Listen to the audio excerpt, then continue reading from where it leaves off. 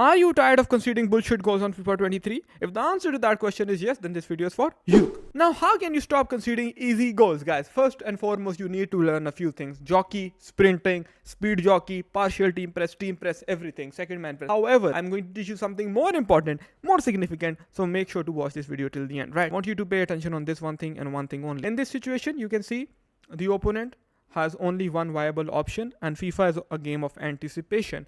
The goal is to keep a straight back line, like you can see with the white arrow. So first rule is always to keep a straight back line, like I always say. Afterwards, we are going to apply sustained pressure, right? How are we going to do that? Of course, we will switch to Yaya Toure and bring him in front of Enel Correa, right? We want to make sure that we are applying sustained pressure, right? Once you know how to apply sustained pressure, your defense will improve. As you can see in this example, there is only one viable option for our opponent, and that is to exploit the white space, right? However, we know that we need to make sure that we are applying sustained pressure. You can see Valverde is on the opponent and we are tracking the pass into Neymar. So once you start looking at the game this way, your defending improves. If you only think about making a tackle, then of course you're going to lose. Like Maldini said, if you make a tackle, you have already made a mistake, right? So you do not need to make a tackle. See how beautifully we will get the ball over here, right? Just pay attention to this clip. Now the opponent has only one option, and it's anticipation. So what buttons am I using? I am using the speed jockey L2 and R2, right? And I have used the right stick, like you can see, to switch to Lucio. And I want to step in front of the opponent. Why am I stepping in front? Because if I don't step in front, if I do not apply sustained pressure, the opponent will take a shot, and I do not want my opponent to take a shot, right? Because we do not want the opponent to take a shot,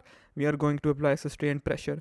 We're also using the second man press because the opponent has another option. So this is where you use second man press, right? In order to apply sustained pressure, the goal is to apply sustained pressure on the opponent. Whenever you will successfully apply sustained pressure, you will get the ball back. There is no question about that. Once again, you can see the opponent is making a run. What are we using? The speed jockey buttons, right? You need to attack the opponent and also cut the ball. So the goal is to cut the ball and attack the opponent. Most people just want to get the ball back. That is wrong. If you want to be a pro defender, you need to make sure that you are applying sustained pressure with the help of speed jockey and normal jockey. If someone is telling you, oh, speed jockey is the way to go, they are wrong. Even gas and brake is not the way to go. You have to use both of these techniques. Like in this situation, look, in this situation, I know my opponent has a recycling option, like you can see with the white arrow. So what am I doing? With Kulusevski, I am rushing at him with the sprint button. If I speed jockey in this situation, of course I will be slow. I'm using the sprint button, the gas button, and I am running at him, right? While doing second man press, so he can also not make a forward pass and he cannot go back either. So we are forcing him to do something else, right? And this is the way of applying sustained pressure. Once you start applying sustained pressure in this way, of course your defending improves, guys.